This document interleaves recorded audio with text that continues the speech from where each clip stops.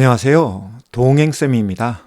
오늘은 외도 부부들이여 부정적 선입견을 극복하라는 칼럼을 준비했는데요. 먼저 구독과 좋아요 부탁드립니다. 고맙습니다. 외도와 직면한 부부들은 서로에 대한 부정적 선입견을 가집니다. 외도 피해자는 외도 피해자대로, 외도 행위자는 외도 행위자대로 부정적 선입견을 가지게 되는데요. 이것 때문에 부부관계는 악화되고 외도 극복은 힘들어지죠. 선입견은 학습이나 직접 경험에 의한 것도 있지만 대부분은 인터넷이나 유튜브의 정보에 의해 생기죠. 따라서 외도와 직면한 부부들을 대상으로 상담을 해보면 상대방에 대한 부정적 선입견 때문에 부부관계가 나빠지고 상황 역시 악화되면서 외도 극복에 어려움이 생깁니다. 특히 서로에 대한 부정적 선입견은 다양한 문제들을 양산하는데요. 첫째, 확증 편향에 의한 문제들이 발생합니다. 확증 편향이란 자신이 믿고 싶은 대로 또는 보고 싶은 대로 믿거나 보는 것을 말하는데요. 부부들은 각각 확증 편향을 가지고 있다고 인정하지 않죠. 이에 부부들은 다음과 같은 말을 많이 합니다. 선생님, 저 사람은 절대로 변하지 않을 거예요. 선생님, 저 사람은 매일 외도 이야기만 할 거예요. 선생님, 저 사람은 죽을 때까지 외도 사건으로 저를 공격할 거예요. 와 같은 임의적 추론과 확증 편향에 의한 표현을 합니다. 여기에는 외도 피해자뿐만 아니라 외도 행위자도 비슷하죠. 그 배경에는 상대방에 대한 부정적 선입견이 자리하고 있는데요. 따라서 부부는 부정적 선입견을 극복해야 합니다. 둘째, 오해와 왜곡이 쉽게 일어나는 문제들이 발생합니다. 상대방에 대한 부정적 선입견을 가지고 있다 보면 상대방에 대한 오해와 왜곡이 심해집니다. 이에 이런 속설을 많이 언급하는데요. 선생님, 외도를 하는 사람과 하지 않는 사람이 있지만 한 번만 하는 사람은 없어요. 따라서 제 배우자가 그럴 거예요 라고 주장하는 경우가 있는데요. 이는 실제 외도 재발 후 고백하는 경우도 있지만 인터넷이나 유튜브에 떠도는 속설을 믿고 주장하는 경우도 있죠. 아울러 상대방의 변화에 대해서도 쇼를 한다, 잠시 위기를 모면하려고 연극을 한다고 주장하는 것도 부정적 선입견에 의한 오해와 왜곡이 가져오는 결과물이죠.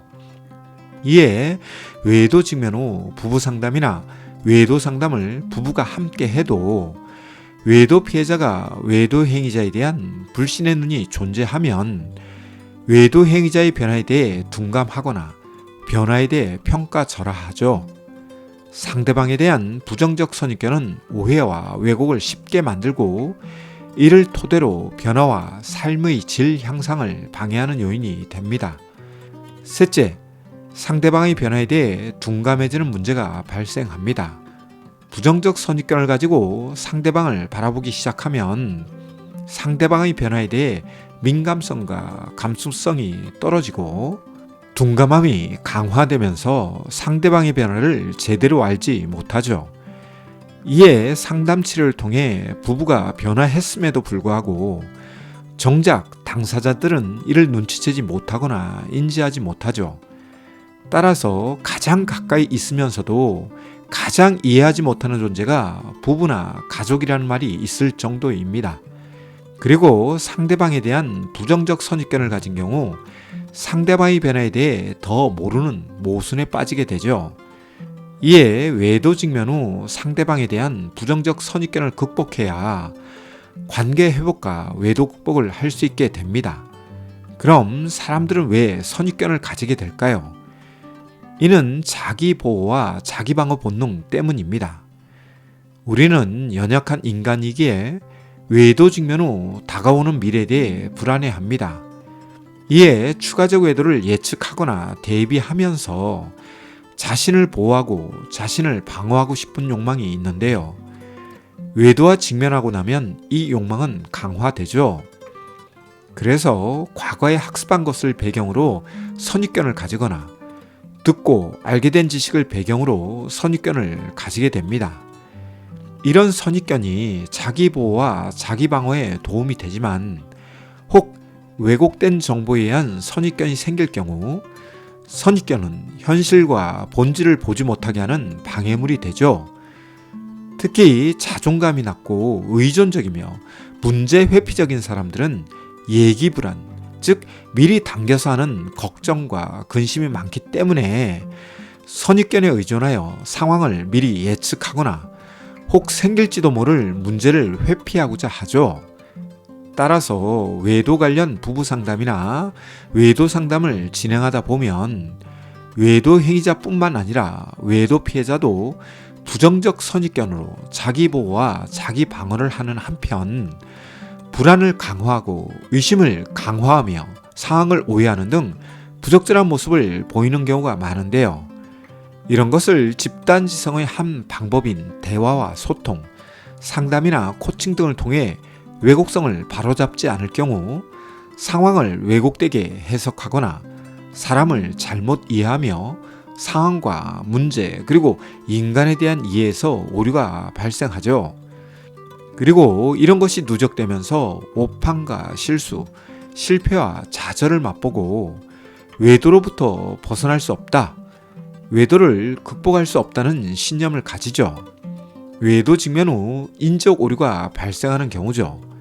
따라서 외도 직면 후 상대방에 대한 부정적 선입견이 강하고 상대방에 대한 인적 오류와 왜곡성이 있다면 즉시 전문가의 치료적 도움을 받는 것이 좋습니다. 이런 것을 오랜 시간 동안 방치, 무시, 간과할 경우 차후 더 많은 심리적 비용과 노력 그리고 시간이 필요한 부부 상담, 외도 상담 그리고 상담 치료를 받아야 합니다. 또한 상대방에 대한 인지적 오류와 왜곡성이 존재할 경우 비록 이혼을 하지 않고 살 수 있으나 상대방의 진심과 의도 등에 대해 매 순간 의심하는 감정 노동과 함께 의부증이나 의처증 증상이 생길 수도 있습니다.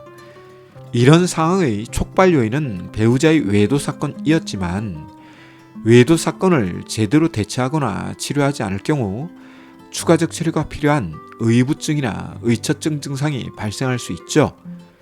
바라기는 외도 직면 후 이혼 여부와 관계없이 치료를 꼭 받으세요.